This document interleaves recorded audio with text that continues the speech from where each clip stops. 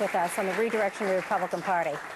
The third part of the trilogy of the three gentlemen that I had the opportunity of talking to, who are agents of change, was Senator John McCain, a true hero, an unbelievable person. I have to tell you a really cute story.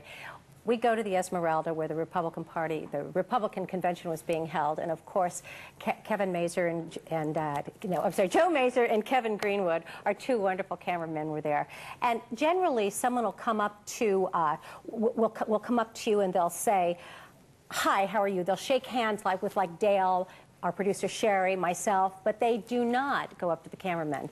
And John McCain said, "Put the camera down, I want to shake your hand," and he even signed a book for Joe Mazer. That's the kind of guy he is. Up next, a true American hero. You know John McCain?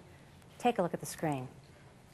Senator McCain, I would like to thank you so very much for taking the time to talk with me today. It's a pleasure. Well, thank you. You are a true American hero, and I do have to tell you that from the bottom of our heart, we really respect everything that you've done, and we're grateful for the service that you give to your community. Well, it's very kind. Well, but it's true. I wanted to ask you that when you were a prisoner of war, obviously that was tremendously challenging, one of the greatest challenges, if not the greatest challenge in your life. What sustained you? Faith in God, faith in my country, and faith in my fellow prisoners. Very briefly, faith in God was a part of my ability to resist. Faith in my country, that my country was always trying to get me returned. And faith in my fellow prisoners, that they were always doing everything they could to help and sustain me and give me the courage and give me the leadership that helped me to do things that I otherwise was not capable of. That's wonderful. And do you talk to them often? All the time. Every day I hear from one of them. I usually get a great deal of advice, counsel, and occasional criticism from my old buddies. They're the ones I know best and love most. That's wonderful. That's very touching, and they should support you, and as you support them. Are they your mentors? Are they your heroes in your mind?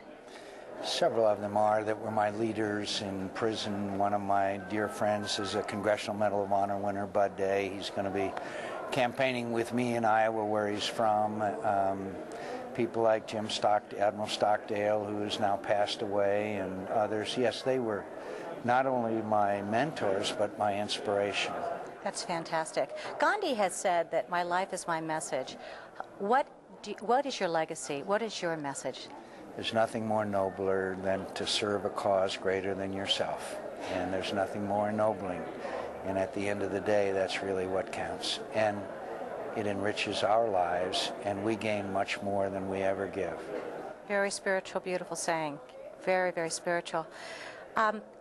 I get very frustrated at times, as do most Americans, the fact that when our heroes that come back from war, they're carrying the battle scars, the families that have lost their children, we don't seem to give them enough respect. What could we do as Americans, each and every one of us? Well, we could start out. First of all, I'd like to mention, unlike the war in which I fought, at least Americans are united in support of these brave young Americans, so that's good.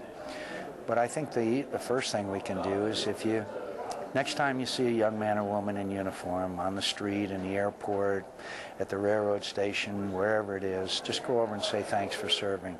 And that's really all they want of us.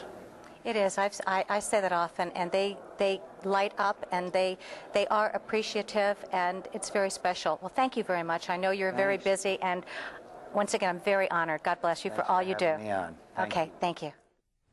How about that with Senator McCain?